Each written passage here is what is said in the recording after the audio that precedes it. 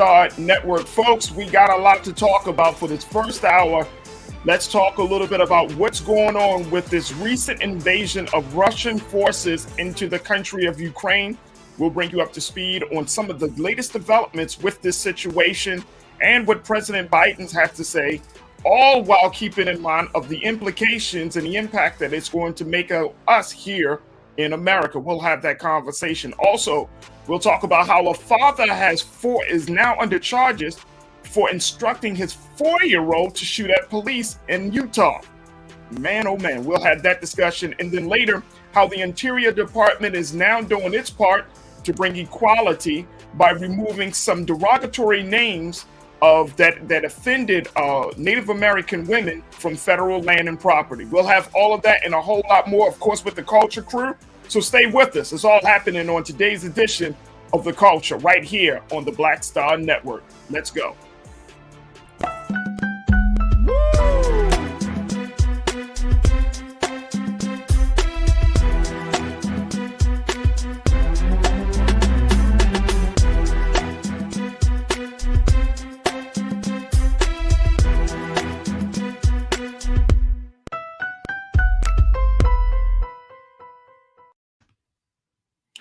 Folks, thank you so much for tuning in to The Culture here on the Black Star Network. Folks, we got to jump right into it because things are developing and moving fast as it has been announced earlier today that Russia has officially invaded the country of Ukraine. And President Biden has just finished giving his remarks just a few minutes ago about how America is going to respond to this situation. Now, based upon what we already know, that Russian President Vladimir Putin has decided to call for his forces, his troops, his military to move forward pretty much on all sides of Ukraine, attacking the country from land, air, and sea. And there are troops that have come in from the southern border as well as the eastern region to encircle the country. There are reports that are about 150,000 troops that are on the ground encircling the country of Ukraine. What's the big reason as to why Russian President Putin is deciding to move forward? Well, he says that enough is enough, that there are parts of the Ukraine country that belong to Russia that he has designated as to being independent, and that there are parts that are showing that Russia needs to be from under any type of aggression or control from Ukraine and the West. Now, given that this is a new development of this invasion, there has certainly been some history around this situation. The history is the fact that there for the past 2 years, there has been talks from Russia and other allies and other countries in that region about what is going to happen. How is Russia dealing with this situation of Ukraine? And President Putin has been giving people some slight hint that there would be an invasion, but there was certainly some faith that the invasion would not happen as quickly as it has been happening today. I want you to take a look here really quickly at what President Biden had to say as a result of this attack. Because the president is saying that one of the big things he's saying is that since Russia has made this move that he calls both unprovoked and unjustified, that now it's going to force NATO and the United States and other countries to say enough is enough. Check out some of the big decisions that the president had to make in implementing sanctions to try to stop this invasion from becoming an all-out war. I will do everything in my power to limit the pain the American people are feeling at the gas pump. This is critical to me. But this aggression cannot go unanswered. If it did, the consequences for America would be much worse. America stands up to bullies. We stand up for freedom. This is who we are. Let me also repeat the warning I made last week. If Russia pursues cyber attacks against our companies, our critical infrastructure, we are prepared to respond. For months, we've been working closely with the private sector to harden our cyber defenses, sharpen our ability to respond to Russian cyber attacks as well. I spoke last night to President Zelensky of Ukraine, and I assured him that the United States, together with our allies and partners in Europe, will support the Ukrainian people as they defend their country. We'll provide humanitarian relief to ease their suffering. And in the early days of this conflict, Russia propaganda outlets will keep trying to hide the truth and claim success for its military operation against a made-up threat. But history has shown, time and again, how swift gains in territory eventually give way to grinding occupations, acts of mass civil disobedience, and strategic dead ends. The next few weeks and months will be hard on the people of Ukraine. Putin has unleashed a great pain on them, but the Ukrainian people have known 30 years of independence. They have repeatedly shown that they will not tolerate anyone who tries to take their country backwards. This is a dangerous moment for all of Europe, for the freedom around the world. Putin has committed an assault on the very principles that uphold the global peace. But now, the entire world sees clearly what Putin and his Kremlin allies are really all about. This was never about a genuine security concerns on their part. It was always about naked aggression, about Putin's desire for empire by any means necessary, by bullying Russia's neighbors through coercion and corruption, by changing borders by force, and ultimately by choosing a war without a cause. Putin's actions betray his sinister vision for the future of our world, one where nations take what they want by force.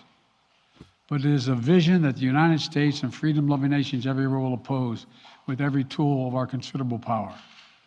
The United States and our allies and partners will emerge from this stronger, more united, more determined, and more purposeful.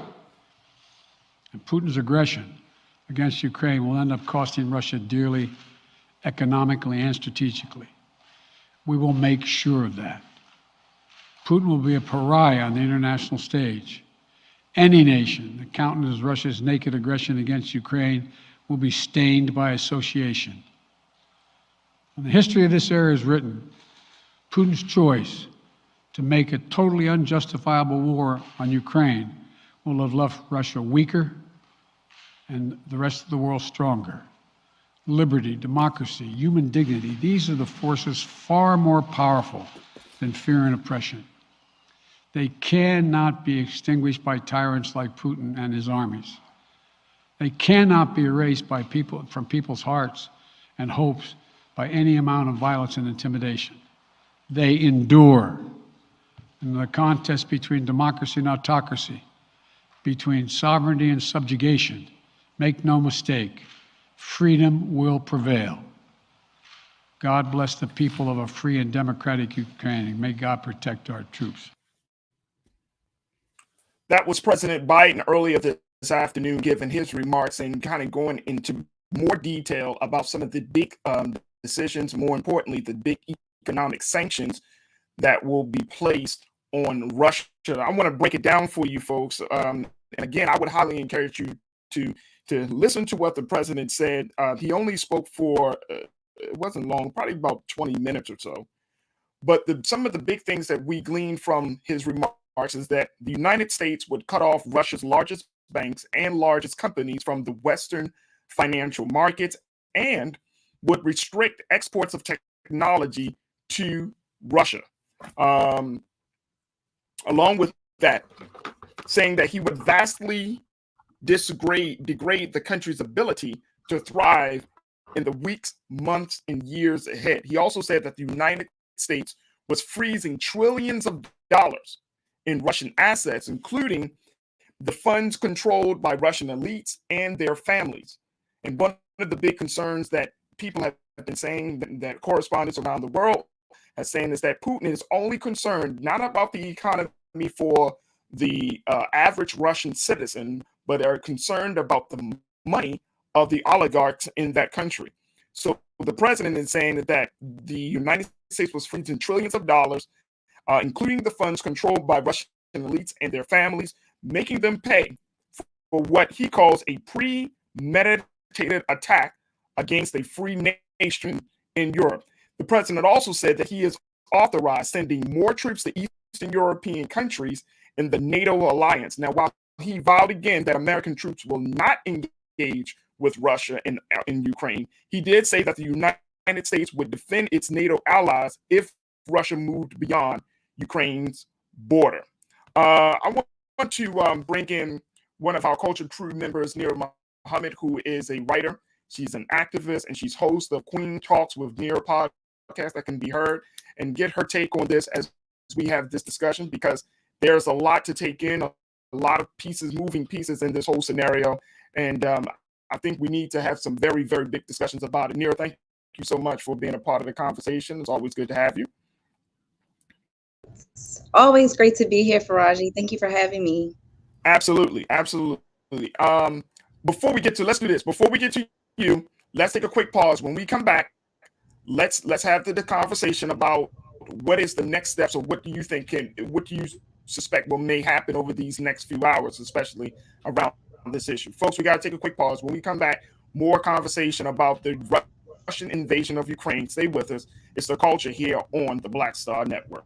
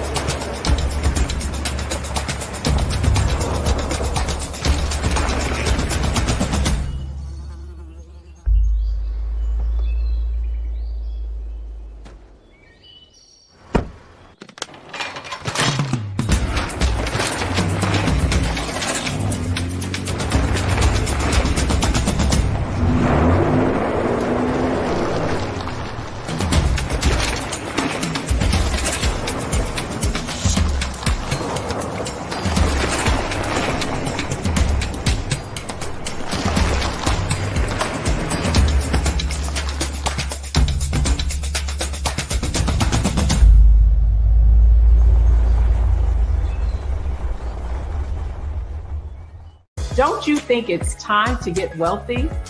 I'm Deborah Owens, America's Wealth Coach, and my new show on the Black Star Network focuses on the things your financial advisor or bank isn't telling you. So watch Get Wealthy on the Black Star Network.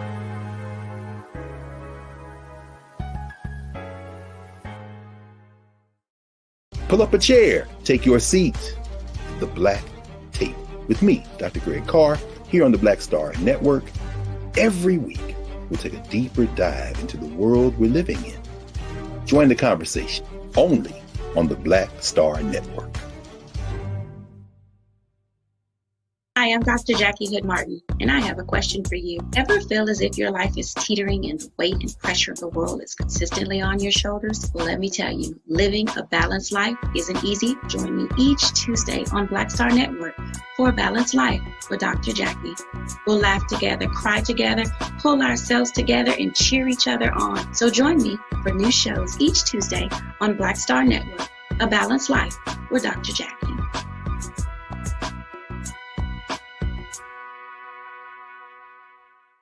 Folks, Black Star Network is here. Oh, no punches! I'm real revolutionary right now. Support this man, Black Media. He makes sure that our stories are told.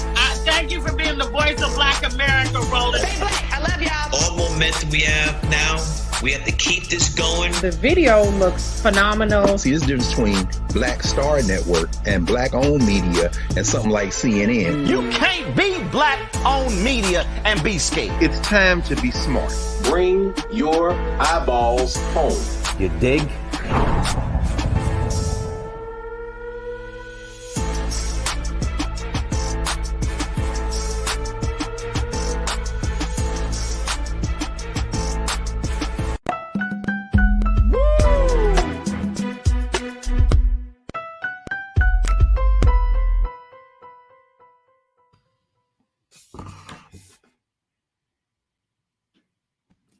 Welcome back to the show, folks. We're talking about the Russian invasion of the country of Ukraine, bring you up to speed on the latest developments in this situation.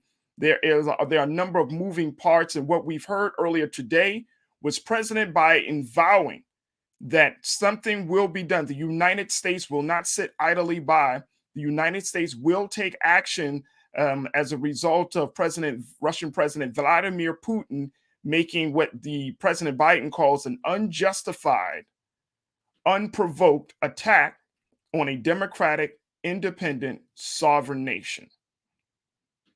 And we're going to have a discussion about how this is going to impact not just the world, but those of us here in the country, here at home. I'm joined by Nira Muhammad, my wife, who is a author, who is a educator, and she's host of Queen Talks with Nira podcast that can be heard widely. Nira, thank you again for joining us for this conversation. Thank you so much for having me, Farajii. Absolutely, absolutely. This is a very interesting moment that I think we are finding ourselves in. And when we look at all that President Biden said in his address earlier this afternoon, I mean, there seems to be, and I think people are going to be kind of like very nervous about how this thing is going to play out. What's your take on this? I want to first start off with the fact that there are so many different reasons as to why this war has started. I thought it was interesting because I said Obama. Biden pointed out that Putin, felt as though Ukraine, had nuclear weapons, or there was some reason, there was some safety measures. There's weapons that we've never found. But then I was looking at USA Today, and they're saying that Putin claims the objective of the attack is to defend the Russian speakers in Ukraine. That's one reason. Then there's another reason. Putin said he views the prospect of Ukraine joining the Western military alliance a hostile act. Then, as I was watching NBC News today, analysts are saying that Putin started this war because he doesn't like the leadership or the president in Ukraine. So that's 4 different reasons right there, or excuses rather, that Putin has now given as to why he's even going to war with Ukraine, which already shows us that there's something more going on. There's something nefarious going on. As Biden pointed out, this is about Putin wanting more power, wanting more land. So all these different excuses and reasons that were given, it's a big red flag that, NATO may have to get involved. NATO's already moving troops into Eastern Europe. They have not landed in Ukraine as of yet, but this is something where even U.S. troops are being called into Eastern Europe. So I think this is something that, we may be thinking like, oh, we're in America, this doesn't affect us. This does affect us. This affects us on so many different levels, from our economy to gas, oil prices, to inflation, to trade, our economy. I mean, there's so many different layers to this. So we really need to be paying attention. We need to have our eyes wide open, because our troops are also going to be sent into Eastern Europe, and they're on standby. It may have to go into Ukraine. Yeah, I mean, that's the concerning part for me, Nira. That is the concerning part, because just as much as the president has made it very clear, saying, look, we are not going to get involved, in saying that the United States will not get involved. For example, the U.S. is going to deploy, additional troops and forces to Germany, but President Biden says they are not going to fight in Ukraine, but to defend NATO countries. Yep. And one thing they're already surprised at how far Putin went into Ukraine. They didn't expect him to go in as far as he did. So Putin is already showing off a little bit. He's already kind of like throwing it out there to see, okay, let me see how far I can go and see what the response is going to be. When analysts were asked, and this is coming from NBC News today, when they were asked, well, why did he go as far as he did and stop where he stopped? The response was, because he's waiting to see what NATO's response is going to be. He's waiting to see what the UK's response is going to be. He's waiting to see what America's response is going to be. So this is a game of chess for Putin. This is something that he's wanted to do for a very long time. Be damned of what's going on in Russia. There are protests happening right now in Russia, because not everyone is for this war. And we have to think about that. This is not going to be a situation where everyone in Russia is like, oh, yes, take over Ukraine. There are a lot of people in Russia who have family that live in in Ukraine. So this is a situation where they're on the fence. They're caught in the middle because these are two countries that have very, very close relations. These are two countries whose cultures are very, very intermingled. So there's a lot of moving parts in the situation. Neil, what do you take from the fact that, and I agree with you, there are a lot of moving parts, but what do you take from how this whole how President Biden is handling this situation? And again, this is constantly evolving, and we know that things can certainly change, but the president is really, instead of sending troops, he's cutting off money. He's cutting off financial institutions. He's already said that he's cutting off Russia's largest financial institution, which is the Cyberbank, and 25 of subsidies from the U.S. financial system. Mm-hmm. I mentioned that, he's planning to freeze the assets, the trillions of dollars worth of assets to elite Russian families. Do you think that's enough to stop the bombs from dropping? Absolutely not. Someone was actually just asked this question, and they just pointed out that Putin has a lot of gold. A lot of the people that are backing Putin has a lot of gold. They have a lot of money. They don't care at this point. Right now, they don't care. And also SWIFT, which is a big part of Biden was asked, why is SWIFT not being cut off? If you don't know what SWIFT is, it's pretty much like Venmo for the world. It's a way of trading money. It helps the economy. It's not going to happen. The UK is saying they're not for cutting off SWIFT. Why? Because that will negatively impact their economy. So when you have a situation where there are a lot of countries or a lot of our people that are part of our countries that are part of our alliance and a part of NATO, that are saying, hey, we can't cut this off because a lot of our economy, including China, is wrapped up in Russia. So that's something that we have to look at. I think that Russia expected these changes to come. I think they expected America to respond in the ways they did. So I think we're going to have to be a little bit more aggressive. Yeah, I think we're going to have to be very, very aggressive. But I think my biggest concern is when we're talking about cutting Russia off on money, the other big concern is, of course, the cyber attacks. Mm-hmm. The cyber attacks are very real. We saw Russia's power back in the 2016 election. We saw it again in the 2020 election, when the cyber attacks were at its height. And we know that Facebook and social media has played a huge role, and unbeknownst to them, that they were used as tools for Russia to infiltrate, to put out various messages that were for President Trump and in other places. So the cyber attacks are real. And when the president, I know he said it in his press conference today that he's going to get to the bottom of the cyber attacks, that he's going to deal with that issue. But he's not as concerned because he feels confident about the money. But the cyber attacks, how concerned should we be about cyber attacks at this point?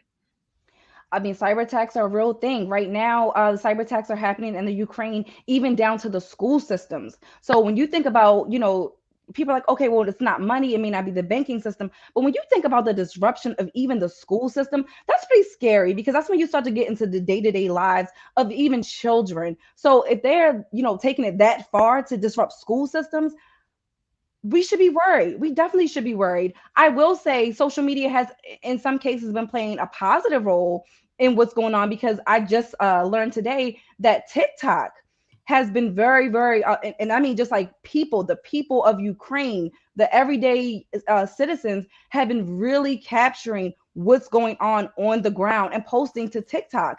Yeah. I just found out that TikTok is actually now the #1 social media platform in the world. I did not know that. So I do think there are negatives and positives to social media. I think a lot of social justice movements have gotten off the ground thanks to social media. So, in some ways, we know social media can be a gift and a curse, but right now it's looking like TikTok is being very helpful, because it's helping us to really see what's actually happening. And it's from the perspective of the actual citizens. Absolutely. Absolutely. Folks, we're going to take another pause. When we come back, more conversations about this attack in Ukraine by Russia. I'm going to share with you some more of your I wanted to share with you some more of your comments about this situation. And we're going to continue to have our discussion with Culture crew member Neil Muhammad. So stay with us. A lot coming at you for the second 30 of the Culture right here on the Black Star Network. We'll be right back.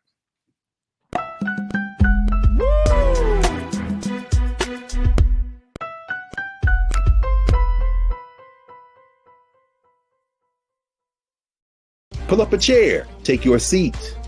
The Black Tape with me, Dr. Greg Carr, here on the Black Star Network. Every week, we'll take a deeper dive into the world we're living in. Join the conversation only on the Black Star Network.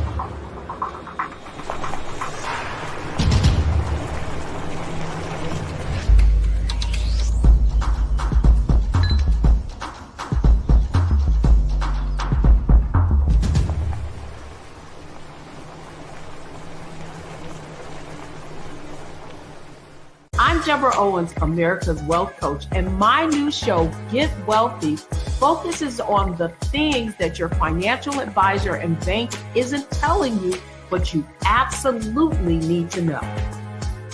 So watch Get Wealthy on the Black Star Network.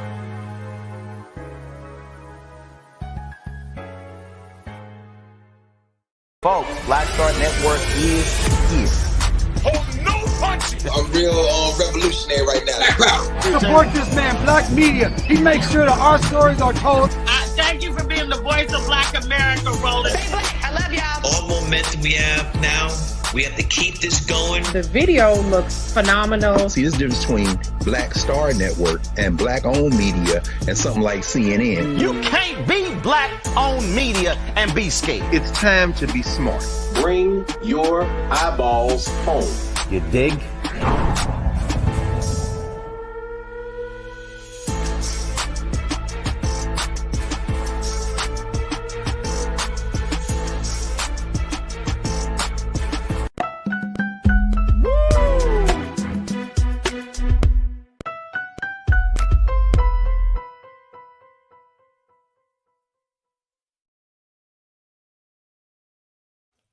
Welcome back to the show, folks. We have been talking about the invasion of Ukraine by Russia. Now, this is a very, very big topic with moving parts, a lot to consider, a lot to understand, and we're going to do our part here on The Culture to break it down for you so you can understand it, or at least have some knowledge about what is going on right there in the Ukraine, what is going on in Russia, and most importantly, how all of this is going to affect us here at home. Now, I've been talking to Culture crew member Nira Muhammad, and she's been bringing us up to speed on some of the things that are happening on the ground. But then you got to also think about what the president has said. I want to play for you once again, for those who haven't had the opportunity to hear President Biden's remarks earlier today, just a small excerpt of President Biden and what he plans to do now that Russia has invaded Ukraine. Check this out.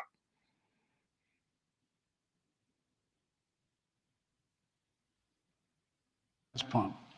This is critical to me. But this aggression cannot go unanswered. If it did, the consequences for America would be much worse. America stands up to bullies. We stand up for freedom.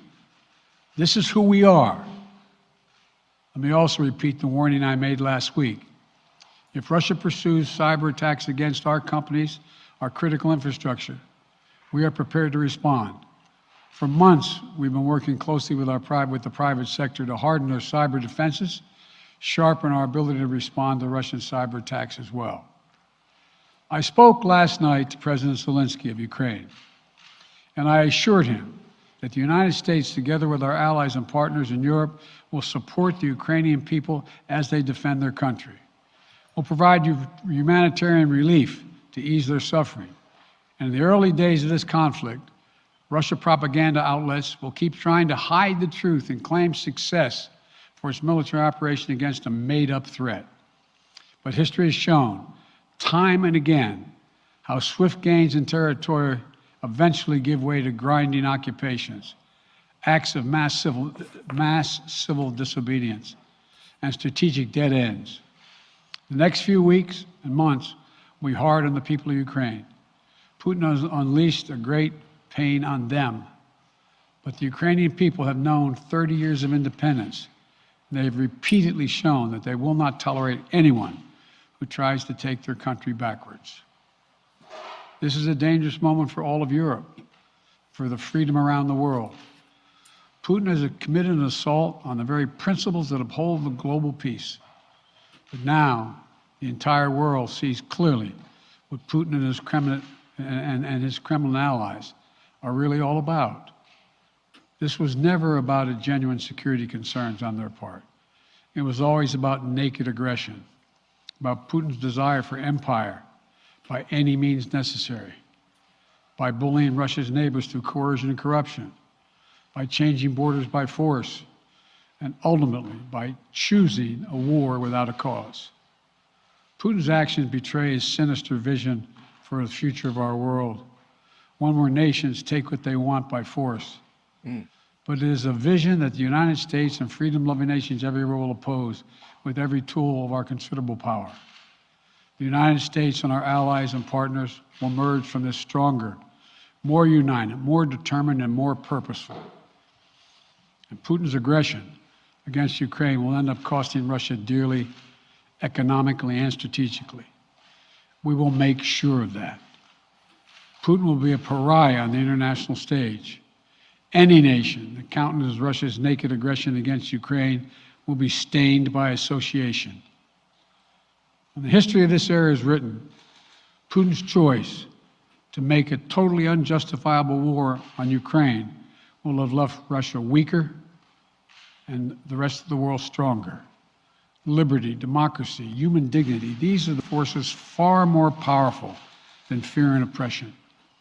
They cannot be extinguished by tyrants like Putin and his armies.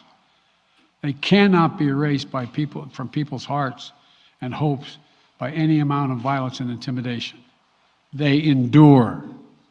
In the contest between democracy and autocracy, between sovereignty and subjugation, make no mistake, freedom will prevail. God bless the people of a free and democratic Ukraine. May God protect our troops. That was just some of the remarks given by President Biden earlier this afternoon in response to the invasion. I want to share, and I want to go back to Culture Crew member Nir Muhammad to get her take on, just what the president said. Nira, the president is taking a hardcore stance at it. I mean, we talked a little bit about, the cutoff from financial institutions, but one of the big things that sticks out for me in that excerpt was the fact that he said, that any country that is associated with Russia will be stained. Mm-hmm. Then he took a historical perspective and saying that you siding with Putin at this point is going to be, basically he's saying like you're going to be on the wrong side of history. Mm-hmm. Is it too early to have this part of to say that? Is that premature, or is this setting up an antagonizing situation where the United States may be dragged into another world war? I don't think that it's too bold to say. I think it's a situation where it is what it is. You will have a stain on your country if you go into backing Putin. At this point, Putin regards Ukraine and Russia as inseparable, one people, a single whole. That's the whole purpose of this. He simply wants Ukraine to be dependent in one nation with Russia. That is not a reason to invade a country. This is about power. This is not about, a fear that the Ukraine is going to hurt Russia. No, they're not. They're simply wanting independence of Russia. Russia doesn't want that. And they're saying, okay, well, I'm going to move right in. It's giving me Kanye and Kim vibes. I mean, seriously. You just decided, oh, you want to leave me? I'm going to move across the street. Oh, you think you're going to go be a part of NATO? I see that as you're going against Russia. Like Yeah. this is literally Putin's ego. This is about you not wanting Ukraine to be independent of Russia. That's not a reason to disrupt so many lives. There are millions of people trying to flee the Ukraine. There are people literally sleeping in subway stations in the Ukraine for safety. This is absolutely insane. For you to Yeah. just say, "Oh, we're one country, we're one nation. That's it. Oh, you don't want to be one nation with us? We're going to invade." I mean, come on. Yeah, I think that's part of, and we can just take a look at these images, folks. This is bombing from early this morning. 5 o'clock in the morning. Take a look at this. It gives me, if anybody remember the whole quote unquote shock and awe campaign when America went into Iraq. Y'all remember that? It was just like it was like before sunrise. I remember reporters saying on TV that there were so many bombs and so many flares and so many explosions, the light was lit up like the sun had already risen. So it gives me, I mean, war is never a pretty situation, because once those bombs drop, somebody's life is being taken, somebody's home is being destroyed. Casualties already. There have are been a number of casualties. We don't have those casualties. exact numbers.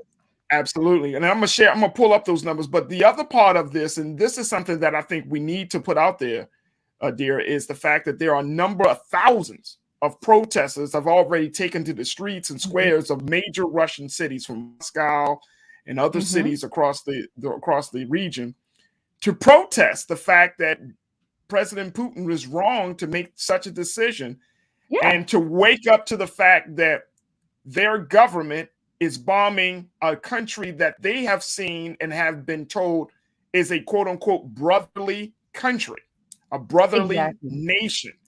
And at those protests, protesters have been met with major resistance by Russian law enforcement, Russian police, and people are pushing back, and they're just in a state of shock. Russians, and I'm saying the average Russian citizens, according to the reports, are in a state of shock. Young Russian citizens are saying, what in the world is going on? And protesters are becoming the enemy to the Russian government. Again, it gives me when I heard about the protesters, it made me think about when President Trump was in office and he decided to walk across the street to take that infamous picture of him holding the Bible in front of that church in DC across the street from the White House. But before he went out there, they put tear gas on American citizens who were protesting him and his administration. He tear gassed those individuals right there in front of the White House, so simply he can make way for him to take this photo out. And I mean, we're seeing this. We're seeing that when citizens are rising up against their government, they're being met with heavy resistance. And we're seeing this type of behavior. And I'm wondering, how long will the people take on this type of governance? How long will the people continue to just allow this to happen? I mean, that just goes to show how important having a democracy is. Putin has literally been in power for over 20 years in Russia. So he's not a new leader. He's been there, as I just said, over 20 years. And so this may push Russia into, a civil war. I mean, we don't know at this point. It's too early to say. But yes, there is a lot of resistance from the Russian people, because they're saying, again, we don't want this war. I just was listening about a mother and a daughter who live in Moscow. Her husband and family members live in the Ukraine, and they can't get to their family right now. So this is a situation where a lot of people from the Ukraine and from Russia are very much so connected. They are family, they are friends, they are neighbors. They have a strong connection. They share a lot of the strong culture. But that does not mean, Putin, that just because you share a culture, that it's like, oh, if you're not going to be with us, we're just going to destroy you completely. We'll just completely take over. That is not the way that, democracy works. And so we probably will see a change come out of Russia in the near future. We may not, but that is something to think about, because the people are saying this is not what we want, and Putin is saying, I don't care, this is what I want. So and you know what? And this is, this is part of the reason why. And I understand the president. I really do understand the president for wanting to protect Ukraine, which is a NATO ally, to wanting to be there. Mm-hmm. But you and I both know, you study history, you read, you have researched this stuff. You and I both know, in order for any country to go to war, you must have the political will of the people behind that decision. Farajii, if anyone has ever studied the Romanovs, in the last czars of Russia, this is giving me those type of vibes. The people, it's like Nicholas did not listen to the people. He listened to his uncle. He didn't want to listen to his advisors who were telling him this is not what the people of Russia want. The people of Russia are not to play with. When they are tired and when they are fed up, and I'm talking about from history, when they're fed up with even their own government, they will take action. So again, Putin has to go back. He's stuck in this Cold War, with the Cold War. He's stuck on wanting to get Ukraine back. He has to move out of that. He needs to look at history, the history of Russia, what happened to the last czars, and look at, they're not to play with. These are people who, they love their country. Their patriotism is very, very strong in Russia. Putin is not making his citizens happy. And so again, just looking at history, I think that he should be taking more into account what his people want. Absolutely. I want to go to some of these comments there so people can understand, and people that have been a part of this chat. And I'm looking at our YouTube chat, and folks continue to post your comments, and we're continuing to have this discussion. Ken checked in and said, prepare for gas prices to spiral out of control. Hyperinflation is coming, people. And we haven't even talked about that. We haven't talked about it's already happening. Right. It's not just already happening. And here's the thing. Yeah. Here's the thing, that America, when it comes in terms of producing oil, America, we're one of the top 3 areas, the top 3 countries for producing oil. It's America, it's Saudi Arabia, it's actually Russia. Mm-hmm. Russia is there, folks. As of right now, everybody knows this, and it's been reported today. Market has gone down. Oil prices about to go up. So regardless of what part of when oil prices go up, when oil prices go up, we have to think about how many other systems that affects. We've already been talking about the price of food going up. I believe the company that owns like Kellogg's, what is that company called? The big the company that owns like Kellogg's and a bunch of other organizations, Capri Suns, so many things that we buy and we put in our kids' lunch boxes every single day. We just got a notification that the cost of all those items are going up. So you go to the store now, there are juice boxes that I can't even find. The shelves are bare, and you have to think about how that affects things getting delivered. A lot of these things will take a lot of big trucks, a lot of trucking companies. If oil prices are going up, that also affects how quickly things are getting to, your local supermarket. You have to think about how that also affects our economy. So again, American citizens, we may be thinking, oh, this is happening in Russia, this is happening in the Ukraine. This does not affect us. It does. It affects us down to what you are putting in your child's lunchbox and how much you are spending on the food that you eat, how much money you're spending on the gas that you put in your car. This affects us on so many different levels. We have to stay woke, for lack of better words, because again, these things are trickling down to the very things that we use every single day. A10 Warthog says American kids going to defend someone else's border, and Democrats are just fine with that. Meanwhile, on the southern United States border, COVID pouring in. I don't know what that means, because COVID is coming from everywhere. So I'm not sure what that means, A10. But the fact of American kids going to defend someone else's border, that is something that the president has said that is not planning to happen as of yet. I mean, of course, in any warlike situation, folks, or any war, things change rapidly. Decisions are made. One decision is made today, another one can be made 12 hours from now. Y'all know it like that. I know it. Nira knows it. We know that. So we really do have to be prepared for the unexpected. Hardboy said, look, the U.S. always sticks its nose and everybody's business, and World War III would be on U.S. hands. Keep in mind the media lie and only show a half biased side of the news to ignite the flame. Nira, I want to get to, and I'm Hardboy, I appreciate you saying that, because I do think it's important that in 2022 that we are very cognizant and intentional about where we get our news from, what sources we use. We have to be intentional about making sure that we do, if you see something posted on social media, that you fact check that that story. How do we make sure that in the midst of all of this news and quote unquote, that we don't become victims of propaganda, we don't become victims of lies, and then we start acting on those lies and propaganda?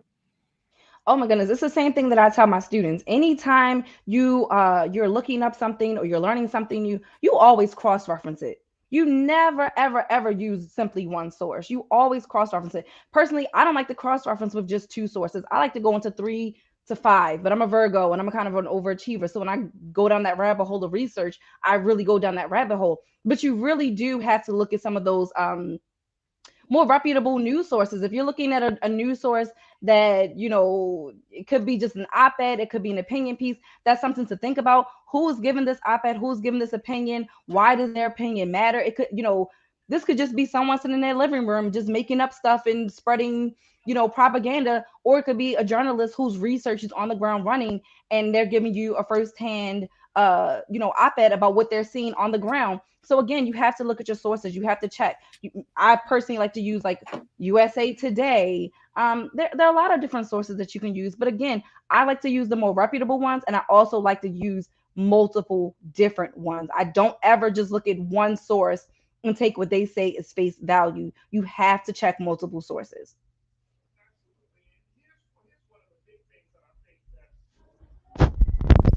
The big things that I think that is important, along with checking multiple sources, check sources outside of the United States as well, right? Oh, definitely. Of course, here on the Black Star Network, you want to keep your eyeballs, you want to keep your ears open for the sources that we bring. But we're trying to bring in a very comprehensive view of these circumstances, because we know that certain sources outside of the U.S. is a little bit more trustworthy versus some of the sources inside the U.S. So you do have to pick and choose. But again, be very, very intentional. Let me continue to add, Putin is not doing, this is from Tanya Starr. She says, Putin is not doing anything that the U.S. hasn't. And I think that is also a big part of this conversation, Nira, when we look at, you know, when President Biden stands before the American people and says that this country is always going to fight for freedom, this country is always going to fight for doing what's right by the people. As Black people in this country, we have to now have to deal with this double identity that we have, which is, we are a part of this country, but then we are also victims of this country, because we do know that this country can speak of moral goals and high values, but then at the same time do some shady stuff. How do we reconcile between those two moments in a moment like this? I mean, we have to look at it and take it for face value. We know the horrors of our country, we know the history of our country, but that is not what's on the table right now. That is not the issue that is at hand at this moment. I think that we have to spread a little bit of humanity as well. Yes, we care about what's going on with us and our community, but we do have to also look at what's going on in the world, because we are part of a global society. We're part of this world, as much as we want to have people that support us. Just like when George Floyd was happening, we had protests that were happening all over the world. And so just in these same instances, we have to look at it just like that. Absolutely. Folks, we're going to take a quick pause. When we come back, we're going to have more conversation about this. I know I got a lot more people that have posted their thoughts on YouTube and other social media platforms. So stay with us. We got a lot to get to. You're tuned into The Culture here on the Black Star Network.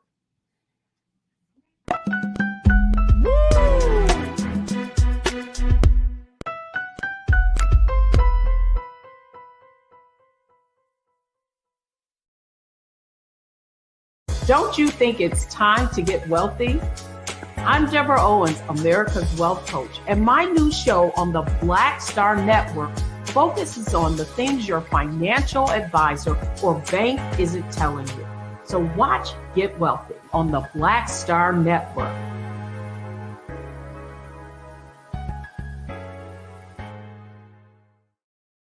Hi, I'm Dr. Jackie Hood Martin, and I have a question for you. Ever feel as if your life is teetering and the weight and pressure of the world is consistently on your shoulders? Well, let me tell you, living a balanced life isn't easy. Join me each Tuesday on Black Star Network for A Balanced Life with Dr. Jackie. We'll laugh together, cry together, pull ourselves together, and cheer each other on. So join me for new shows each Tuesday on Black Star Network, A Balanced Life with Dr. Jackie.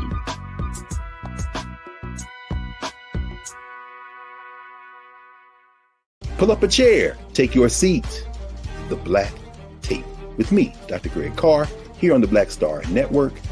Every week, we'll take a deeper dive into the world we're living in. Join the conversation only on the Black Star Network.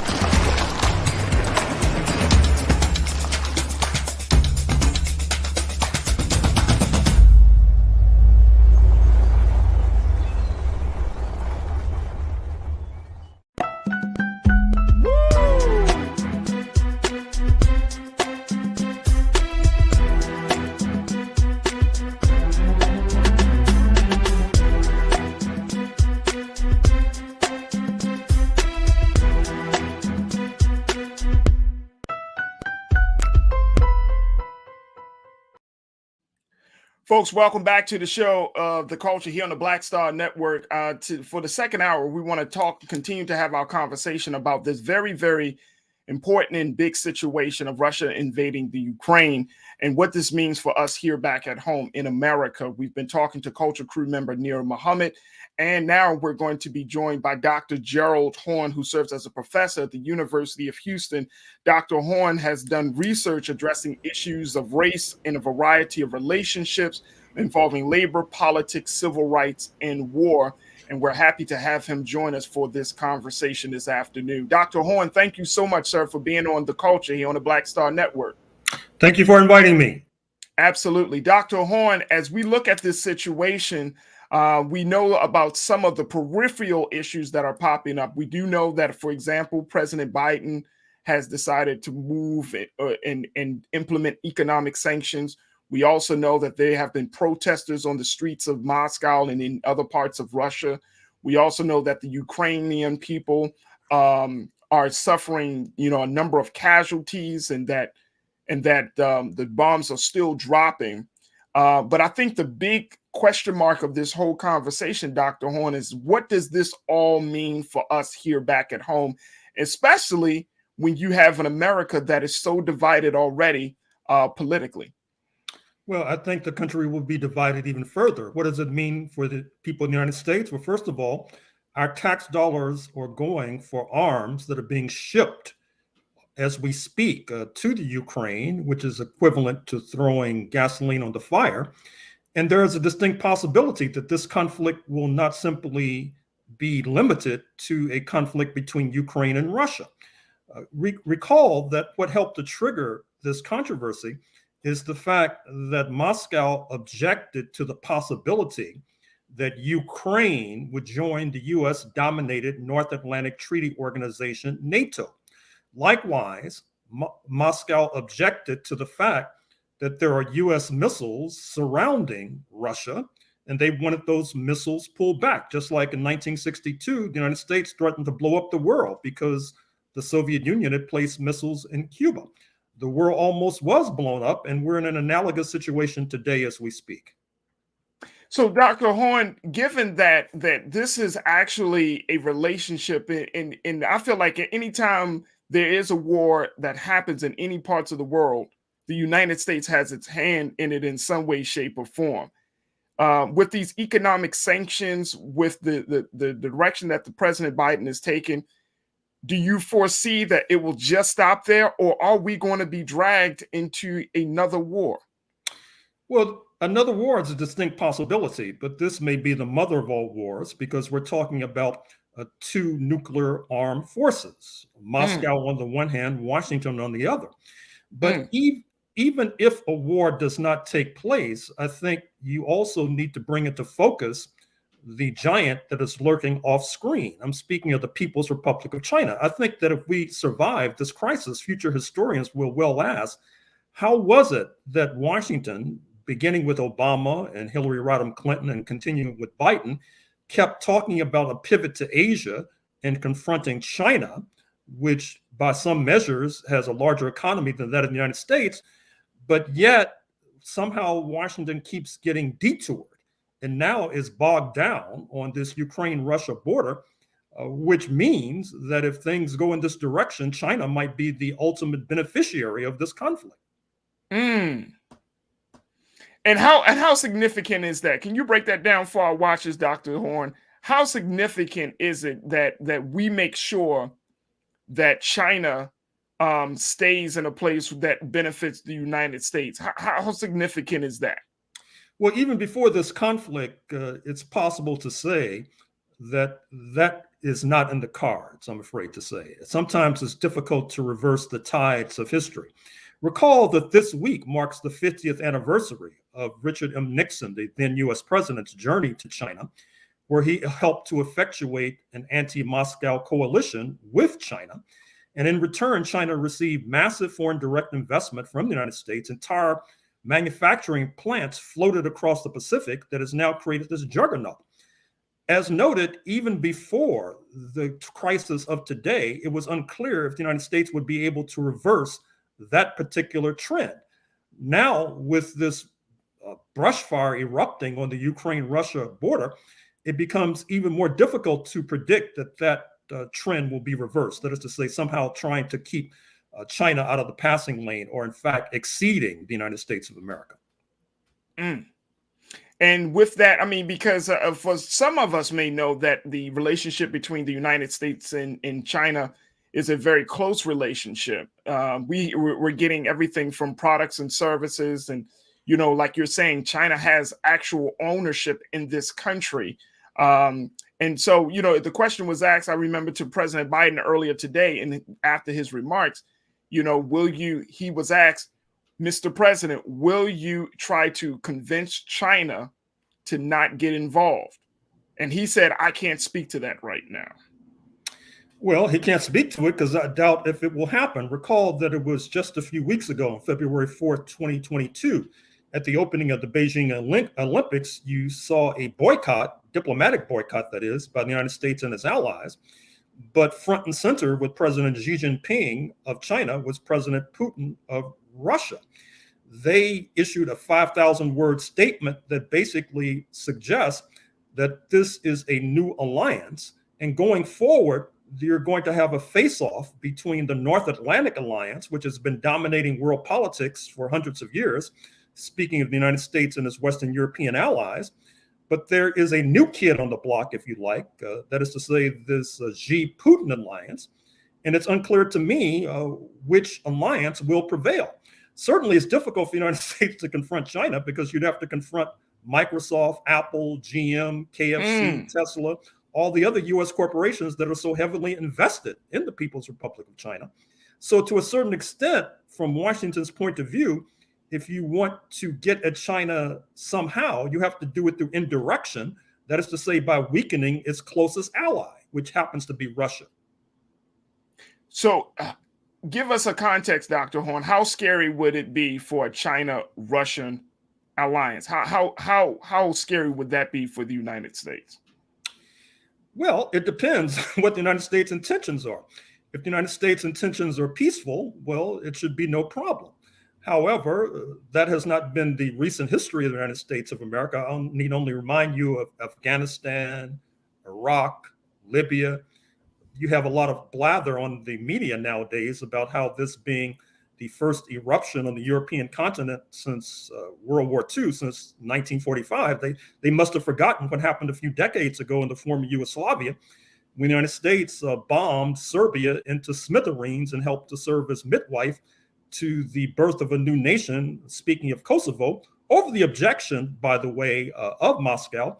And recall as well that the United States destroyed the Chinese embassy in Belgrade during that unfortunate conflict, which was like a punch in the nose to the People's Republic of China.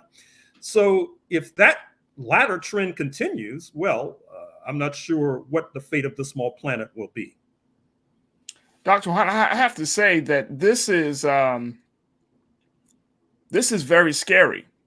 This is very scary. Now, I know that another part of your research and your work, sir, is on race matters and race issues in this country. And I'm wondering, where do Black people fit into this? Where do minorities of this country fit into this larger situation? If America decides to move forward with some sort of military action, we know that there are a number of Black and brown and my other minorities that will be caught up into this situation. Where do we fit? Well, first of all, it's our tax dollars that are going across the Atlantic to the Ukraine. Recall as well that our community is disproportionately hit by homelessness. And it makes no sense, to me at least, to spend money on war and conflict in Eastern Europe when you have tens of thousands, perhaps hundreds of thousands of homeless people, many of whom are Black, who are sleeping outside. So obviously our priorities are in the wrong place. But sadly enough, one of the things that I've noticed in recent years is that there is little attention by many of our political leaders, by many of our intellectual stars, to international affairs in general. They have little or nothing to say about China in the passing lane, little or nothing to say about the rise of Russia in recent years. And so in some ways, this is a case, pardon the expression, of chickens coming home to roost as far as the Black community is concerned. How should we stand? Should we stand in resistance? Like we're seeing happening in the streets of Moscow with protesters are resisting. I'm seeing some people even saying, Dr. Horn, that this is not our war, saying this is not a Black people's war. I'm wondering if that's the correct sentiment that we need to have at this point. It depends on what they mean by that. If they mean that they do not want the U.S. government to get involved directly in this conflict, well, I agree with them. But I think that we need to look at the trigger of this conflict. The trigger, to repeat, was the possibility that Russia's closest neighbor, Ukraine, would enter a U.S.-dominated military alliance, speaking of the North Atlantic Treaty Organization, and then would have missiles placed in Ukraine aimed at the capital, Moscow. Now, that is our concern because the logic of that could ultimately lead to World War III and the extinction of all humanity. So it depends on what people mean by saying this is not our war. I want to bring back Culture Crew member Nira Muhammad, and also we are joined now by another Culture Crew member, Rashad Staten, who is an educator and activist as well. Nira, I want to go to you with your question, your thoughts for Dr. Gerald Horn. What's your question? I just really want to thank him for making the point that, oh no, you guys can't see me. That's weird. Okay, come. Yeah, you can go to Rashad for 1 second. All right, let's go to Rashad. Rashad, thank you so much for checking in, brother. We've been talking about this invasion by Russia, the implications of it from the relationship that America has with China, America has with Russia, and the impact that it makes on us as the American people. What's your question for Dr. Gerald Horn? Yeah, Doc, my particular question, I think you already nailed on it, is how do we make this global issue more so digestible for our common folk, right? In our communities, while we're being distracted by the realities of a global pandemic, while still dealing with all of the uphills and the barriers and our way of trying to define and find some sustainability. How do we take what this global issue is and the possibility of what we're saying, a World War III? How do we translate this into shop talks at our barbershops, our salons, in our communities? How do we take these high-level interpolitical type of conversation and make it digestible for our young people to see the implications and how it directly impact them in the years to come? Well, I hope young people realize that World War III would mean the extinction of all humanity. That means all of us are dead. Now, I'm not sure how to simplify that even further. Perhaps you have an idea of how to simplify that. But that's basically what we're staring at right now. I mean, hopefully that won't happen. Mr. Biden says that he does not intend to commit troops to Eastern Europe. But as you know, wars oftentimes happen by flukes. They happen by happenstance. It's just like they happen by lies too, Dr. Horn. When they happen by lies. So we have to take this very seriously. I'm afraid to say that our political and intellectual leaders have not been taking these issues seriously. That's why they get paid, in fact, in order to provide some light and leadership. I'm not sure if they've been doing that. And so that's one of the reasons, one of the many reasons we're on the cusp of catastrophe. And Dr. Horn, and that's a great question. And I think one of the other parts about this, Dr. Horn, is trying to figure out, we're in such a deeply partisan, highly politically divided space in this country. And now not only is this coming up during an election year, you have a man like former President Trump, who has basically shown his admiration and basically said, oh my goodness, what Putin is doing is absolutely fantastic. He's a genius, calling him a genius. and even more importantly, this is, and Dr. Horn, you can check me, you can school me, because I'm open to it, sir. But I think that this guy is going to be a huge part of the country moving into a very, very dangerous space, because he got so many GOP members behind him. He scares them. He got them behind him. And at the end of the day, if one of the biggest candidates running for president is siding with an enemy of America right now, and the party that he represents sides with an enemy of America right now, this seems to be, like, the big T word comes to my mind, treason. This seems to be a very high level of betrayal. And I don't know if the country can afford this, nor can they address the double standard of hypocrisy if something is not said about Donald Trump. Well, first of all, Donald Trump received 75 million votes in the last presidential election, 2020. A significant percentage of the Euro-American population actually thinks that he won the election and that the current U.S. president, Joseph Biden, is illegitimate. In fact, in Wisconsin and other states, they're now engaged in maneuvers somehow to remove Joseph R. Biden from office. Certainly, if the Republicans retake the House and the Senate in November, there will probably be impeachment proceedings against not only Joseph R. Biden, but Vice President Harris as well. Place that on top of this international crisis, and obviously you have a recipe for continued unrest, continued instability, and at the same time, bearing down on Washington is a truckers' convoy, not unlike that which tied up Ottawa, Canada, due north for weeks on end. Just a few days ago, in fact, to a certain extent, it's continuing. You saw Trump hats, you saw Confederate flags, you saw neo-Nazi paraphernalia. So we're in a very serious situation right now in the United States of America, and I'm not even sure if our community is ready for it. Is there a way that we can get prepared? It's hard, because it's like you've been smoking 3 packs of cigarettes for 30 years, and then you show up at the doctor and ask for a miracle cure. I mean, it did not, this crisis did not begin overnight. It's been going on for decades. The lack of political education has been going on for decades. The inattention to international affairs has been going on for decades. And so it's very difficult when the wolf is at the door to suddenly begin crying and hollering. Having said that, obviously, we need to keep the pressure on to make sure U.S. troops are not committed to Eastern Europe. We have to ask and demand that our political representatives and demand that the White House issue a statement saying that the United States does not want Ukraine to enter the North Atlantic Treaty Organization.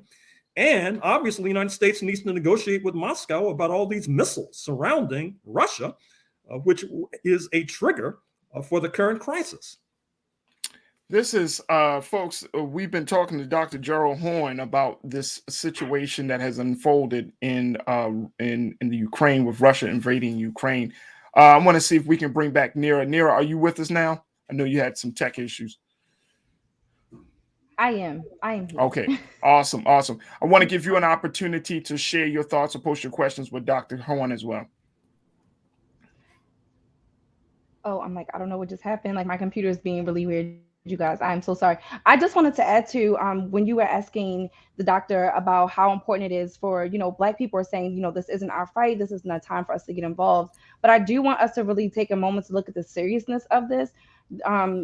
Russia has over 6,000 nuclear weapons. We in America have over 5,000, I believe 5,550 as of January. As he mentioned, if we go to a nuclear war, this is very serious for us. This is like Don't Look Up, the movie. Like, this really could destroy humanity. So while we may say, oh, this isn't a Black fight, this is not about color. This is about humanity. This is about the human race.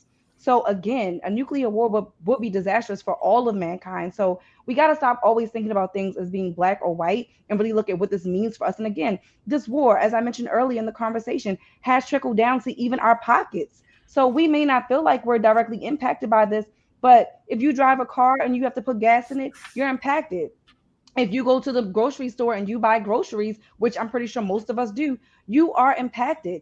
Anytime our economy is affected by the larger global economy, you are impacted. So we have to get out of this thinking that we can live in these little bubbles and that, what's happening in the rest of the world doesn't affect us when it does.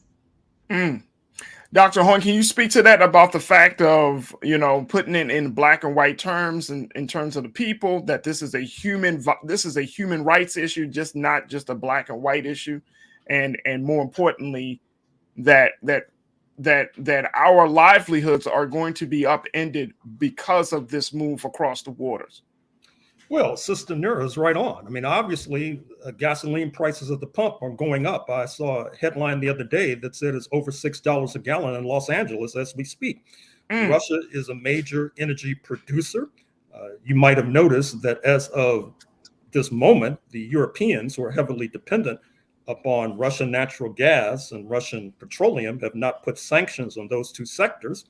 If they are compelled to do so, I could easily see the price of gasoline a gallon at the pump going up to $7, $8 a gallon. And obviously, if you drive a car, that's going to impact you. Even if you don't drive a car, it ties into what buses, public transportation has to pay for their fuel. It ties into what airplanes have to pay for their fuel. There is one unitary market with regard to natural gas. In these waning days of winter, if you heat your home by oil or natural gas, you may have to pay more. I mean, I think that this idea that you can sort of blockade a good deal of the world and say it's not a Black issue, that's the sort of thinking that's led us to the brink of the catastrophe in the first instance and needs to be done away with right now, full stop. I'm in awe, sir. I'm really in awe, Dr. Horne, because, at the end of the day, I think that a lot of us, we're in a time where we're not just conversations, but when we see these type of events happening in the world around us, we don't take enough time to say, wait a minute, hold up. Everything else gets muddled into it. We're worrying about entertainment stuff. We're worrying about sports stuff. We're worried about all of these other things. But when a situation like this is right there front and center, and I think to Rashad's point, was said earlier, we're not paying attention.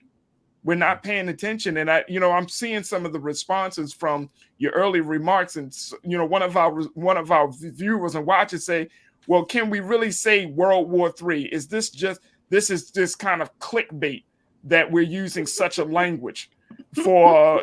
You're laughing. Well, I hope that person is correct. I hope that this does not occur, but it would be naive to have command of the airwaves and talking about this very critical crisis and not raise the specter, as Sister Nura Muhammad said, that on the one side, you have a country with 5,000 nuclear warheads. On the other side, you have a country with 6,000 nuclear warheads. We also know that Russia has these hypersonic missiles, which I understand is not part of the U.S. arsenal, which gives them even more of an advantage. I mean, there have been headlines in recent months in the buildup to this conflict about Russian submarines cruising off the Atlantic coast. So if you live between Boston and Atlanta, you may want to pay attention to this. I'm not trying to engage in scaremongering. I'm not trying to engender clickbait.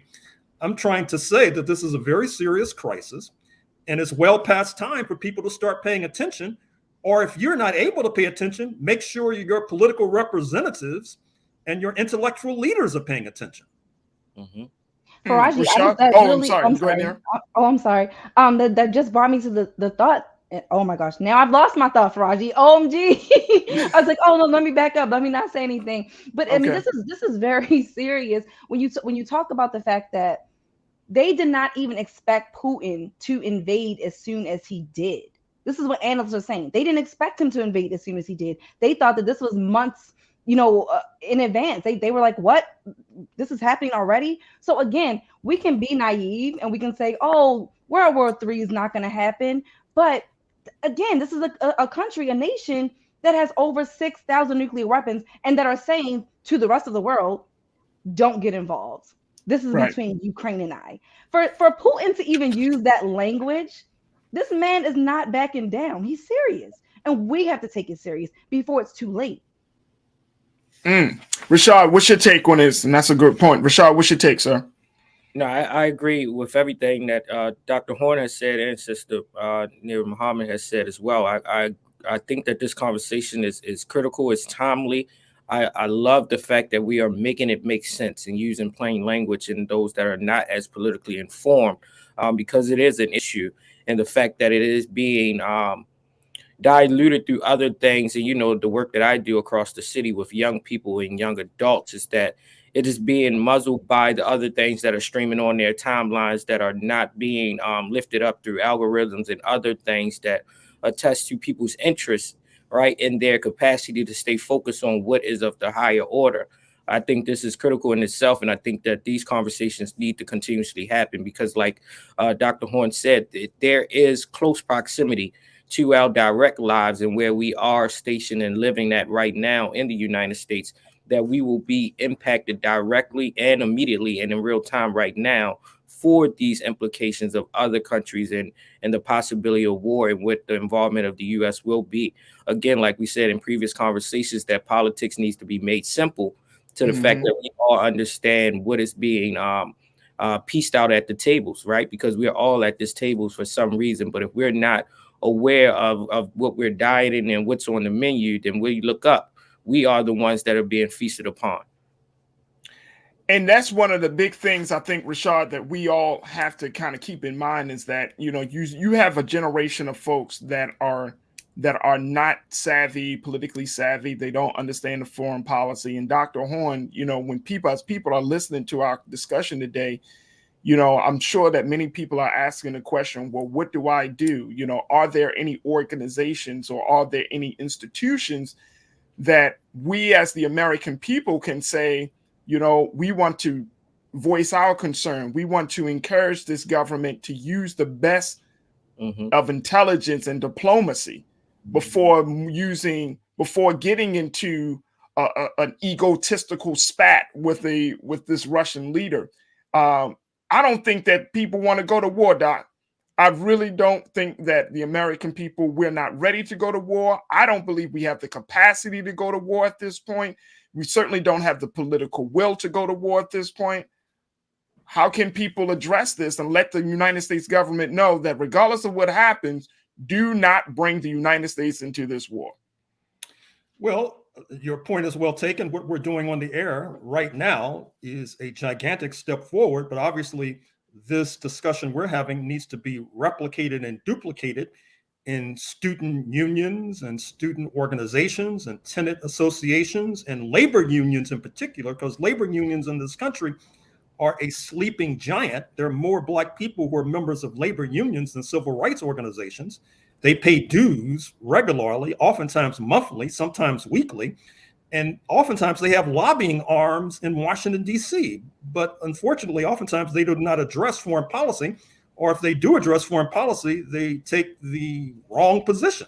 So we have a lot of work to do, and I'm happy that you've invited me into this important discussion, and I certainly look forward to speaking with your audience again. Dr. Gerald Horne, we are so happy and we're thankful that you've taken time out of your busy schedule to talk to us, to give us some insight and to give us some guidance on how to move forward with having this conversation, and most importantly, some of the big things we need to look out for. So Dr. Horne, thank you so much, sir, for your time. We truly appreciate it. Thank you for inviting me. Absolutely. Folks, we're going to take a quick pause. When we come back, more conversation. Stay with us. It's The Culture here only on the Black Star Network.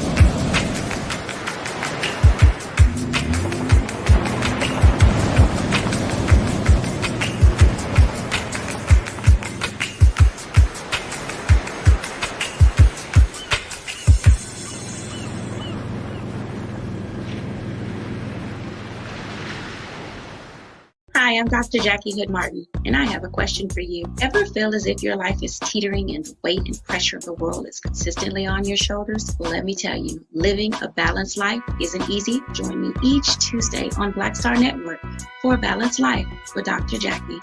We'll laugh together, cry together, pull ourselves together, and cheer each other on. So join me for new shows each Tuesday on Black Star Network, A Balanced Life with Dr. Jackie.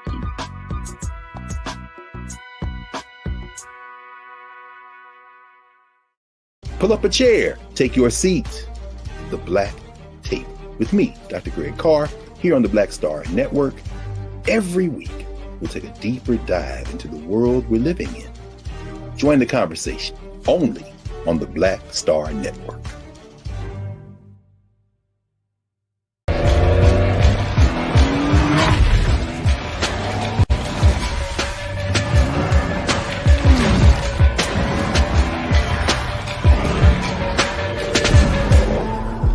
Folks, Black Star Network is here. Oh, no punches! I'm real revolutionary right now. Support this man, Black Media. He makes sure that our stories are told. Thank you for being the voice of Black America, Roland. Stay black. I love y'all. All momentum we have now, we have to keep this going. The video looks phenomenal. See, there's a difference between Black Star Network and Black-owned media and something like CNN. You can't be Black-owned media and be scared. It's time to be smart. Bring your eyeballs home. You dig?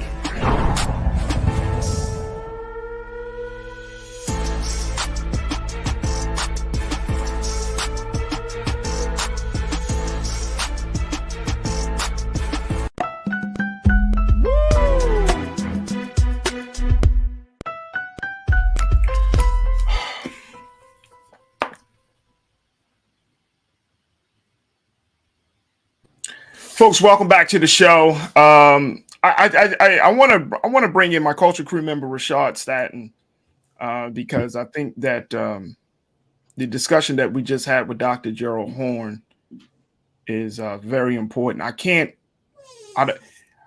want us to move on to another story, but I just feel, Rashad, that that people understand the severity of the situation. And, we just can't. I know it's very easy. Let's also bring back culture crew member Nira Muhammad. I know it's very easy, crew, for us to act as if certain things are not happening, right? But I just can't help but to feel like this doesn't feel like a controlled situation. Correct. This feels like, Rashad, this feels like a situation that can go left, like real quick, real quick, unexpected, real fast. And as I see people chatting on our YouTube page and on our Facebook page, and people are, talking about the history of these countries and these nations and the relationships and the dynamics of power, I'm not too sure if this situation is going to really stay calm enough where America will not be pulled in. Yeah, I agree. I agree with you, brother Farajii. I think what we as Americans must do, regardless of the color line or what hue that we have, is understand the country in which we are and the stature of our country, that America itself is not the leading country or the number one country in a lot of different factors in which we once were. We're not the military giant that we once was, that we have other countries that have built their fortitude in military expansion and global expansion and also economically, as well as far as even academics, that America, what we once pride ourselves on, is now in a competitive nature that a lot of our power has been minimized or reduced over the last 50 or so years, that we must be vigilant that if we are to still carry this big brother mentality in foreign policy, that we must be really honest with ourselves. Is, are we ready for it? And is the American people informed enough to make the conscious decision and informed enough to hold our elected officials from the federal government down to our electoral personnel, that we're mindful that we want to be on the right side of the ladder, right? And these direct implications is one in itself. I think and we are often so, I want to say, Americanized, that we think that nothing can directly impact us. But in this situation, we will be directly impacted, in which we are. So how do we begin in these conversations that we don't get distracted by who scored enough points in this sports competition, that we're talking about how politics and foreign relations is going to impact what's in our refrigerators. It's going to impact our educational system. It's going to impact all of our ways of life that we have often took for granted, that we can no longer take for granted in the real time, which is now. I would agree with you. And Nira, I want to, when we think about, and I keep going back to using this word because I just feel like at the end of the day, this is going to create a ripple effect. The implications of all that we're seeing coming from Moscow, Washington, from Kyiv in the Ukraine. I mean, the implications of everything it feels, I could be totally wrong, but it feels like we about to carry on a burden on our shoulders that we aren't prepared to carry. It feels like we're in a time right now, and we're still in the middle of dealing with mask mandates. We're still trying to figure out, we got an election coming up in the next few months for a lot of these things, and now we're on the precipice of being drawn into a war. It feels heavy, Nira. It feels heavy because it is heavy. The world is changing.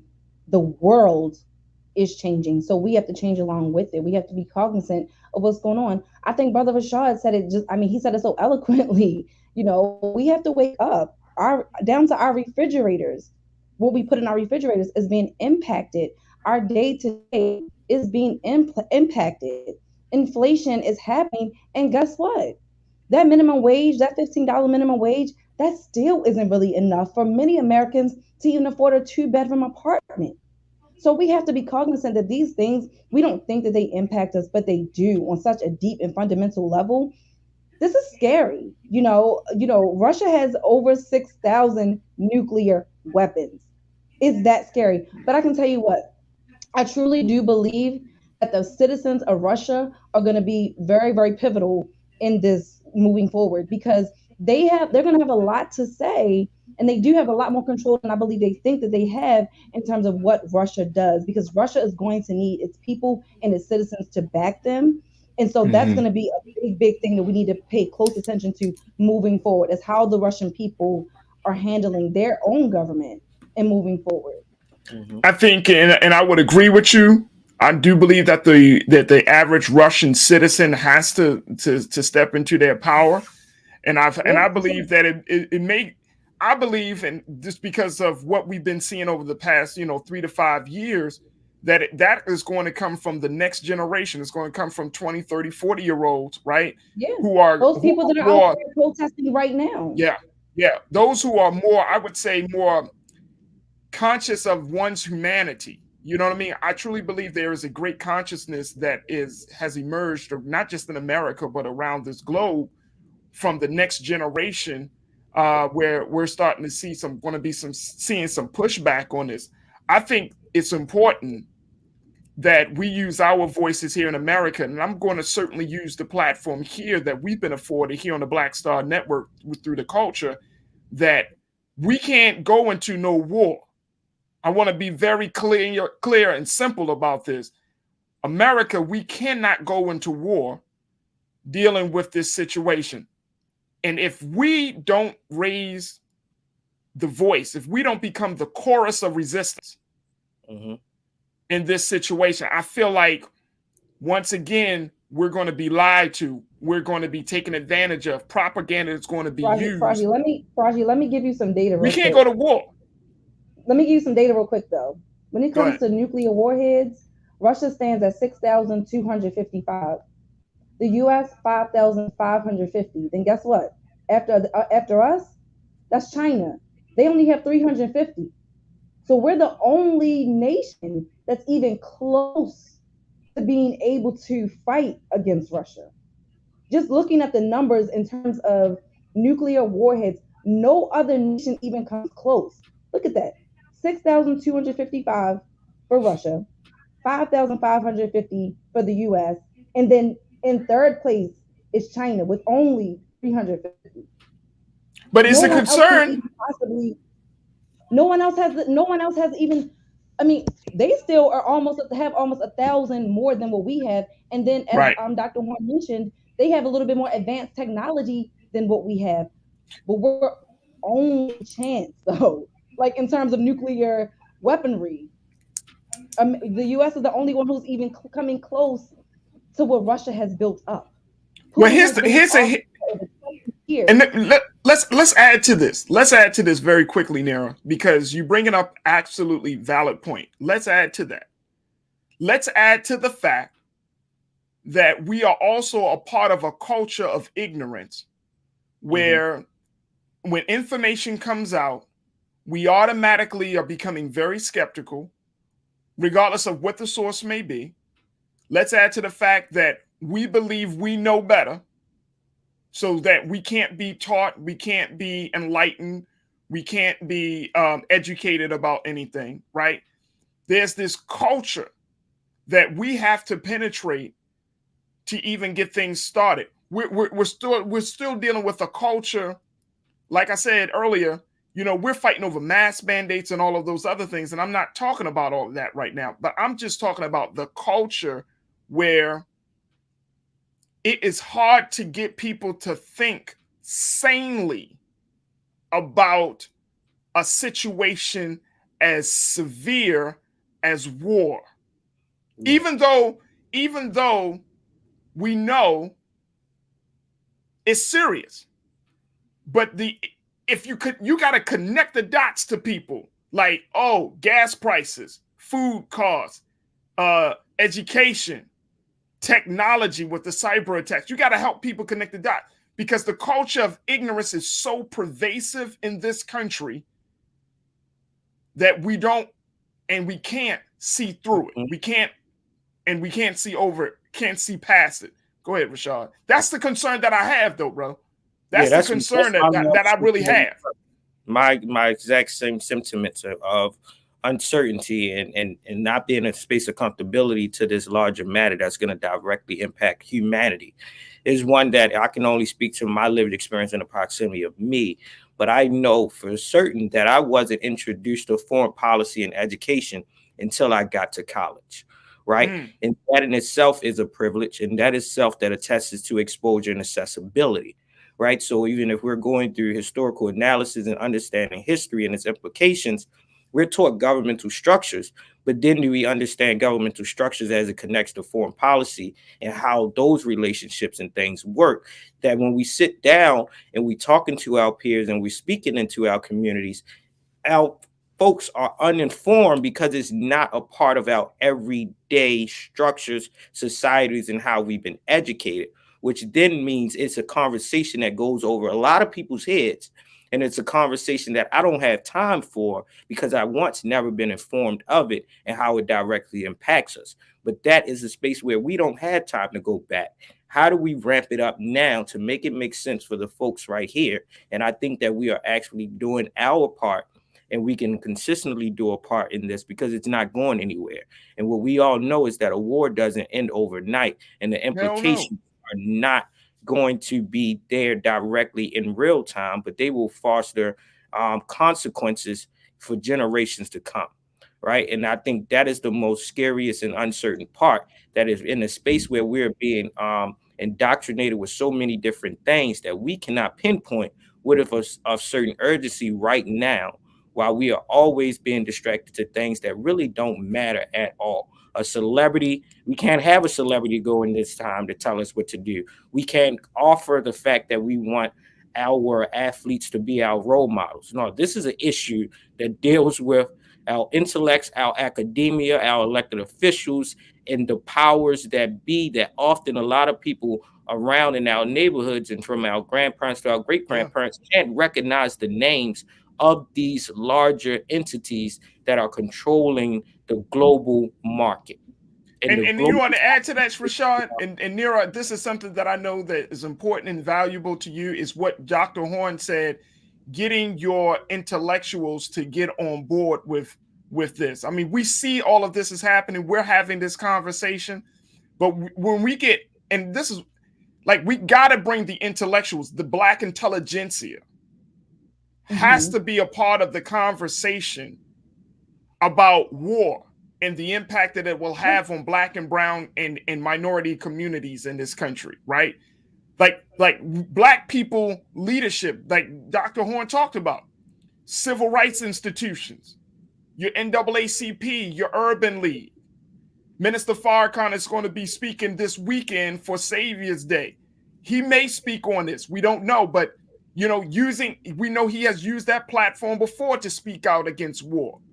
I mean, these things, there has to be a chorus from every aspect of Black life, the Pan-Africanness, those who are fighting for reparations. Hell, the conversation around reparation, it ain't going to go so far because all the money is being spent on war. And when we talk about how we're not impacted by these wars, this isn't our fight, this isn't our problem. When you look at it from that lens, you start to realize, wait a minute. If the money is going to war, then how can we have a conversation of reparations? So we are directly impacted by these issues. We can pretend that we aren't all that we want to, and I gotta say, we've been a little bit spoiled because we've been in a war with Afghanistan for God, how many years? 20 years. Exactly. And we didn't feel like we were at war. Many of us Americans were able to go on with our day-to-day lives, not even realizing that we were at war. So we got to look at this. Is not the same situation. Russia is not Afghanistan. Russia has nuclear power, the most nuclear power than any other nation in the world. So this is not to be taken lightly. This is not a game. But I also want to show our people some grace. Because again, as Rashad mentioned, we didn't even learn about foreign policy until we got to college. So we do have to show our people a little bit of grace, and we do have to rely on those institutions and our elected officials to keep us abreast with what is going on, because our people are operating from a space of ignorance, and not because they don't want to know, but simply because they aren't educated on it. And look, let me tell you, our people. Look, and not to interrupt her, I'm just saying, by the God's permission and grace, I want to continue to use this platform to put out there. And, you know, just like we saw the ongoing conversations about COVID, I hope that we can get those brilliant minds to talk about war and the impact that it has on the Black community, right? On all different levels, because this is just the very beginning. This is just the tipping point. But we gotta bring those voices on to show people, to show our people, and to show other communities and groups of people that this ain't the move right now. I don't see it being the move, but I mean, look, if we don't stand for something, what's the old saying? If you don't stand for something, you're gonna fall for anything. And at this point, don't give us the okie doke and use lies and use deceptive tactics and create a narrative of evil and other propaganda to influence us to go into a war that we may not be able to win. That's the thing. That's the thing. Because guess what? And people say, well, why are you concerned like that? Because guess whose bodies are going to be on the front line? It ain't going to be the senators' sons and daughters. It's going to be the poor, Black people, Latinos, and white people. This is going to be the misinformed of the nation. It's going to be the ignorant of our people. And I'm not saying ignorant to throw shade. I'm saying those who just don't know, who thinking that they come and going to serve the greater interests of the country only to be used as pawns. Man. I just think this is very serious too, Farajii, because at the end of the day, this is not a war that anyone wants to go into. Again, Putin has told everybody to stay out of it, but I think it comes down to our humanity. It comes down to the Ukraine being considered, as you mentioned earlier, being a brotherly nation. I mean, do these people deserve to have their country invaded by Putin, who simply is just saying, I'm doing this because I don't want you guys to be independent. Oh, you guys want to join NATO? That's a direct violation. I'm coming to invade. I mean, these are people who are, these are families that are literally sleeping in subway stations right now. Now, children with their families on floors in subway stations. There are people that are stuck in traffic right now for hours because they've been trying to flee the Ukraine. So we need to take a moment to just put ourselves in their shoes. If that was my family, my son, my daughter, you, sleeping in a subway station simply because another country decided they want to own us.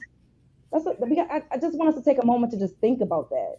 Yeah. Because I know we get so caught up in the political side of things, and rightfully so. But I also wanted to look at this from a humanitarian perspective as well, even if it's just for a moment. Yeah, I mean, I think we do need to kind of step up and to use our to use our empathy, right? To understand what folks are going through.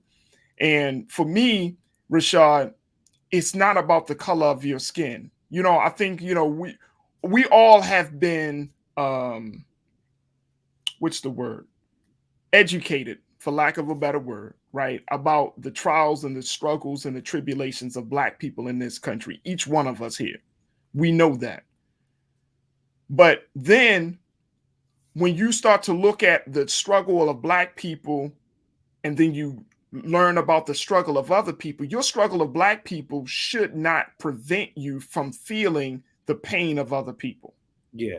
You know, this conversation reminds me. I always say it's nothing new under the sun.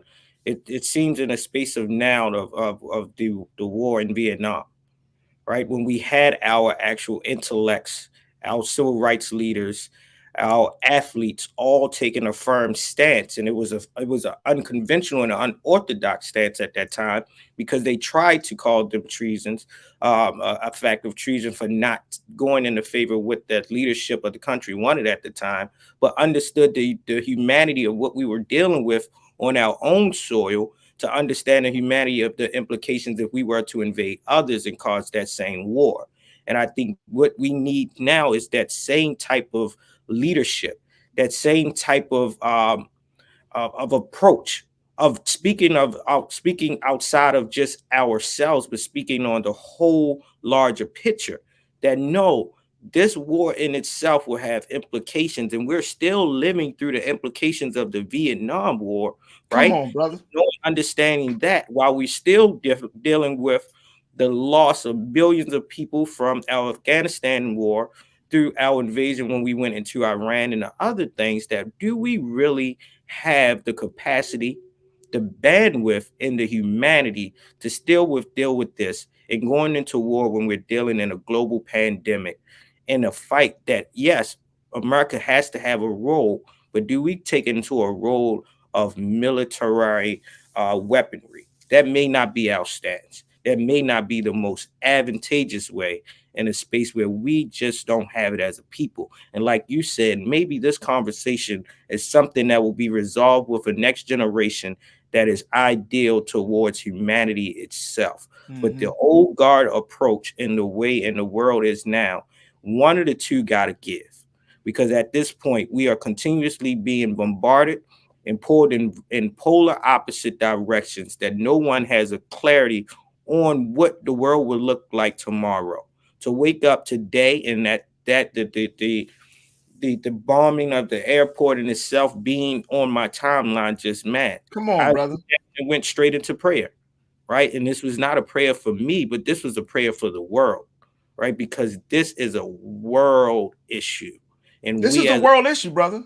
And Rashad, I couldn't agree with you more, dear brother, because you know, at the end of the day, man, like we know suffering firsthand as Black people, right? And I mean, nearer to your point, you imagine waking up and you hearing bombs over your house, man.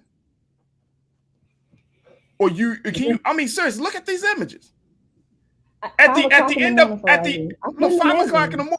Like, and you know what I mean? Imagine if you're waking up for prayer, for meditation, for yoga, and you hearing bombs over your home, man. All because of a lust, an inordinate lust for power. I mean, this thing gets so deep. And it's not just a political, like you said, Nira, it's not just a political thing, but it's also in the thinking of an individual who believes that, you know what, I can go in and I can destroy. And this is it. And look, we can talk about we are one sovereign. We are one land. But see, check this out. For him to even say that, it's like you're delusional. And but here's the thing, though. The thing is, that same mind existed in the United States of America. Mm-hmm. United States of America, Farajii. You see what I'm saying? Africa. You see what I'm saying? All of Africa was literally broken up, and no leader from Africa was in the room at the table. So this is not something new. Rashad, you know, you can attest to that too. The colonization of Africa. This is what Europe does, though. Mm-hmm. This is what Europe does. Europe decides, I want this piece of land. I'm going to take it. This is not new. How do you think America became America? Mm-hmm. They decided to invade this land. They decided we're going to take it from the native people, and they did. If you look at Africa, you can literally look at a map of Africa, and you can see which parts of Africa were broken up and taken by which country. They literally had sat at a table where all the figureheads from around the world sat down and discussed Africa with not one African leader in that room. Not one. And they took it. And look, and can we bring it up, dear? Can we bring it up to modern times? France still owes money. Can we? And exactly, and let's bring it up to modern times, because this is and just to add to what you're saying to that history. Remember when America went into, and this is look, folks. So I know this is getting to be a deep situation. We got a few moments left in the show, but do y'all remember how the neocons of this country talked about the Middle Eastern region, and how they were planning to go into the Middle East and destroy Saddam Hussein. They destroyed America destroyed and killed Muammar Gaddafi, and set the circumstances. They didn't kill him, but they created the circumstances. And I mean, see how they gone into the Middle East and just disrupted the the Muslims' way of life in the Middle East. We seen that, you said, in Africa. We've seen Nicaragua. We've seen Nicaragua. We've seen it down in South America. Black community. And look, and come on. Let's talk about the fact of the move bombing of in Philadelphia back in 1985, I believe. And they still trying to regain and restore. Farajii, you could break this joint down. I mean, we're breaking this thing down because we could talk about Rosewood. We could talk about all of that. Black communities that have been destroyed. This is the nature of a people. And look, we know firsthand. We know firsthand when wickedness gets into power, what the end result will be. And I'm saying that to be very serious, crew. And I'm saying it to all our watchers, that we have to be the chorus to raise up our voices to say, enough is enough, America. Enough is enough to the hypocrisy, to the injustice. I mean, whether you're talking to Russia or whether you're talking to America, or whether you're talking to anybody, but enough is enough. And I know if this country gets closer to war, I was always taught by my leading teacher that if you get too closer to war, that your voice will start to get muted. You can't speak out. So we have to be cognizant and use the daylight while we can to speak out against any injustice. Because the injustice that we have experienced in this country has prepared us to be the very necessary freedom fighters to fight the injustice all over the world. Folks, I got to stop right there. I want to thank my dynamic culture crew. Rashad, thank you so much, big brother. Always appreciate your insight. My wife, Nira Muhammad. Make sure y'all check out her podcast, Queen Talks with Nira, streaming on all platforms. She talks about very serious issues. And I thank y'all, each one of you, for joining us for this conversation. Many of you have been posting in our chat on YouTube and Facebook, and I thank you so much. And I hope that we really said something to help us to activate and spark something within you to think clearly about this situation. We are going to be taking a look at all of the many dynamics of the situation over these next few days and however long that needs to be, but we're going to take a look at this. And I certainly thank our very special guest, Dr. Gerald Horne, for joining us today. All right. Make sure you support us. If you enjoyed this conversation today, if you enjoyed the level of insight and the coverage that we gave, and most importantly, the discussion about the impact on us in this country, make sure you support us here at Black Star Network. Go to blackstarnetwork.com and do your due diligence. Give something to support Black-owned media. Media that is unbiased, unapologetic, media that is going to keep you, the Black listener, the Black watcher, in mind in every single conversation. You can support us via Cash App, PayPal, Venmo, Zelle, so many other platforms. Make sure that you watch every show. Check out my big brother, Dr. Greg Carr, The Black Table, airing tomorrow. Then on the beginning of the week, join Sister Deborah Owens for Get Wealthy. Join Dr. Jackie Hood so she could teach you how to balance life. Look, there's no beef between us here because we are all part of the same network we're all working toward the same goal, and that's to empower and enlighten you to make your life and to make your community and to make this world a better place. I thank each and every one of you. I'm so blessed and humbled that you were able to tune in today. Make sure you stay tuned at the 6 o'clock hour. Of course, my big brother Roland Martin Unfiltered. Stay tuned for that. As always, never be afraid to challenge what's wrong. Stand for what's right while being yourself in the process. God willing, we'll talk tomorrow for another exciting edition of The Culture, only on the Black Star Network. Peace.